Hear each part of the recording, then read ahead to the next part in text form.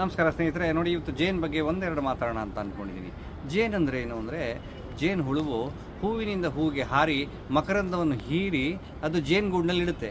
ಯಾತಕ್ಕೆ ಜೇನುಗೂಡಿನಲ್ಲಿ ಇಡುತ್ತೆ ಅನ್ನೋದಾದರೆ, ತನ್ನ ಸಂತತಿಗೆ, ತನ್ನ ಮರಿಗಳಿಗೆ ಒಂದು ಆಹಾರವಾಗಿ ಇಟ್ಟಿರುತ್ತೆ. ನೋಡಿ, ಎಷ್ಟೋ ಸಂದರ್ಭದಲ್ಲಿ ಎಲ್ಲ ಒಂದು ಕಾಲದಲ್ಲಿ ಹೂ ಇರುತ್ತೆ ಅಂತ ಹೇಳಲಿಕ್ಕಾಗಲ್ಲ. ಕೆಲವೊಂದು ಸಂದರ್ಭದಲ್ಲಿ ಹೂ ಇರಲ್ಲ. ಇದಕ್ಕೆ ರೆಡಿಮೇಡ್ ಫುಡ್ಡಾಗಿ ಅದು ಜೇನುಗೂಡಿನಲ್ಲಿ ಇಟ್ಟಿರುತ್ತೆ. ಈ ಒಂದು ಅದಕ್ಕೆ ಫುಡ್ಡನ್ನು ಮನುಷ್ಯ ಏನು ಮಾಡ್ತಾನೆ, ಕಸ್ಬಿಡ್ತಾನೆ ತಂದು ಅಂತ. ಹಾಗಾಗಿ ಜೇನು ಅನ್ನೋದೊಂದು ಹಾರ್ಡ್ ಲೇಬರ್. ಅಂದರೆ ಎಂಟೈರ್ ಲೈಫ್ ಟೈಮಲ್ಲಿ ಅದು ಒಂದು ಸ್ಪೂನ್ ಸಂಗ್ರಹ ಮಾಡೋಕ್ಕೆ 650 ಕಿಲೋಮೀಟರ್ಸ್ ಚಲನೆ ಮಾಡಬೇಕಾಗತ್ತೆ.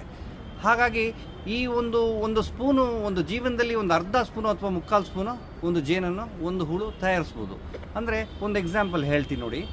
ಒಬ್ಬ ಸಾಹುಕಾರ ಸಂಪಾದನೆ ಮಾಡಿದ್ದಾನೆ, ತನ್ನ ಮರಿಗಳನ್ನ ಸಾಕ್ತಾ ಇದ್ದಾನೆ. ನೋಡಿ, ಬಹಳ ಆಸ್ತಿ ಪಾಸ್ತಿ ಮಾಡಿದ್ದಾನೆ.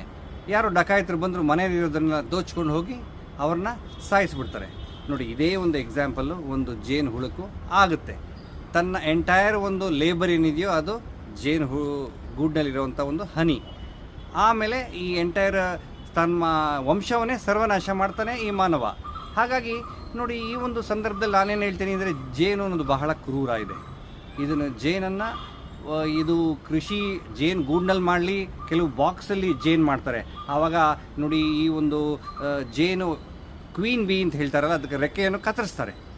ಅದು ಎಲ್ಲೂ ಹೋಗಬಾರ್ದು ಅನ್ನೋದು ಒಂದು ಕಾರಣಕ್ಕೋಸ್ಕರ. ಹಾಗಾಗಿ ತಮ್ಮಲ್ಲಿ ಏನು ಹೇಳ್ತೀನಿ ಅಂದರೆ, ಅದು ಬಹಳ ಕ್ರೂರ ಇದೆ. ಹಾಗಾಗಿ ಜೇನನ್ನು ತಾವೆಲ್ಲ ಉಪಯೋಗಿಸಬಾರ್ದು, ತಾವೆಲ್ಲ ಕರುಣಾವಂತರಾಗಬೇಕು, ತಾವೆಲ್ಲ ವೇಗನಾಗಬೇಕು ಅಂತ ಕೇಳ್ಕೊಳ್ತೀನಿ.